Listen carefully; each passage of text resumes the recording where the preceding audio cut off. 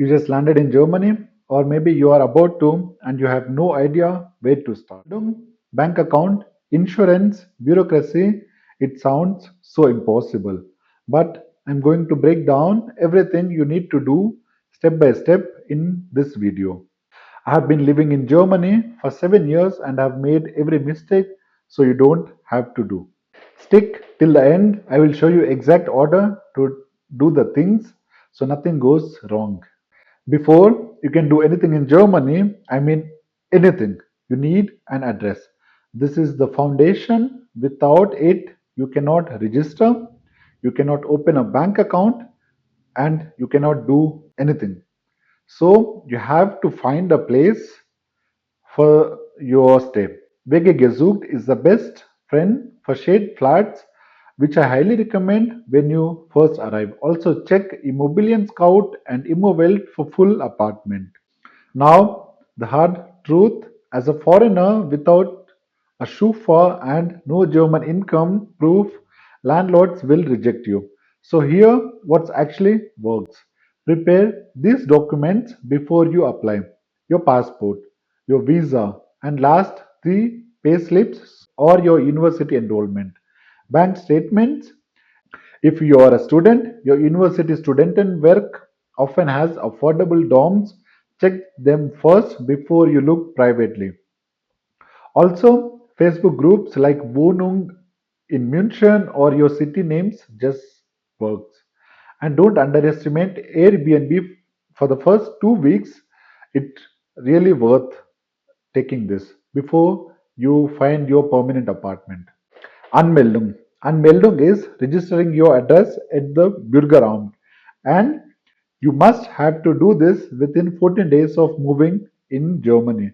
Miss this and you get fined. What you have to do, what you need, your passport, your visa, your rental contract, or a Wohnungsgeberbestätigung. That's a form your landlord fills out confirming you live there. Without this, they will not register you. Do you book an appointment? Go to your city's official website. I'll put the links in the description and book a termin at the Bürgeramt. In big cities like Berlin or Munich, appointments can take 2 to 4 weeks.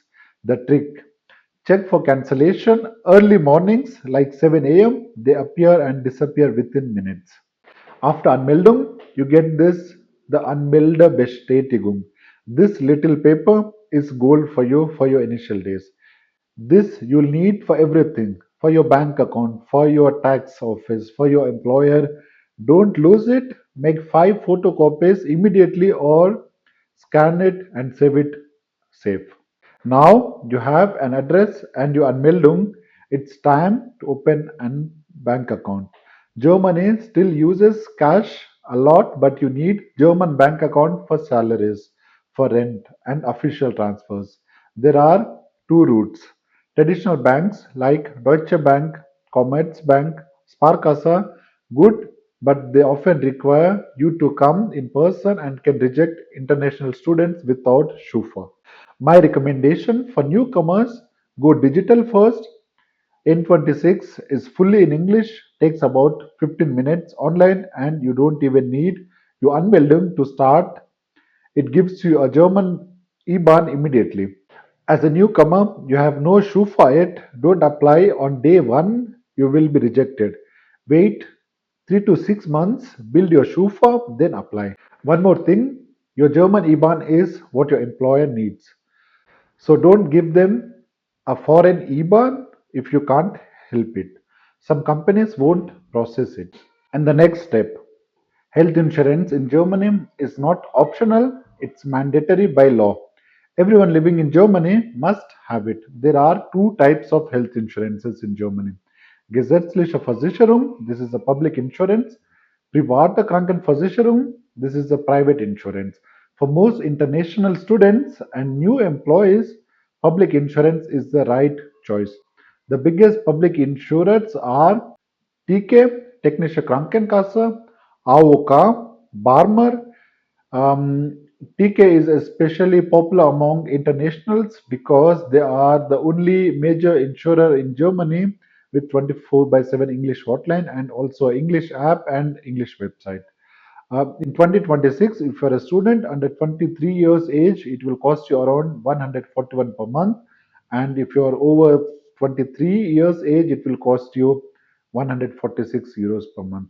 If you're employed, your employer pays your insurance from your salary.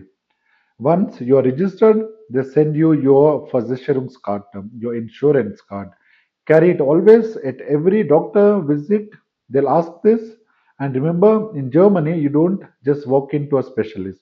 You have to go to your house arts first. This is your general practitioner, and then they refer you for the specialist if you have to go to a specialist.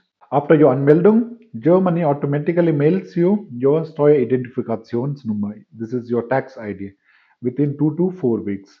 This is an 11-digit number. You need this for your employer so they can pay you correctly within the right tax deduction class.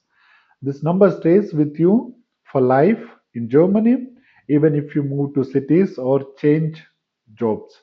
If it doesn't arrive in 4 weeks, you can request it online via Bundeszentralamt für Steuern. So I've also attached the link in the description. Go and check this. Don't confuse it with your Steuernummer. That's different, only relevant if you're self-employed. Also important, your Steuerklasse, tax class when you start your job in Germany. Your employer asks this. If you're single and you just have one job, mostly Steuerklasse 1 applies to you. Every year, file your Steuererklärung, your tax return. The average German gets over 1000 euros back. You can use Viso, TaxFix, or you can also do through Elster app. Practical stuff. You need a German SIM card. The big three networks are Telecom, Vodafone, and O2.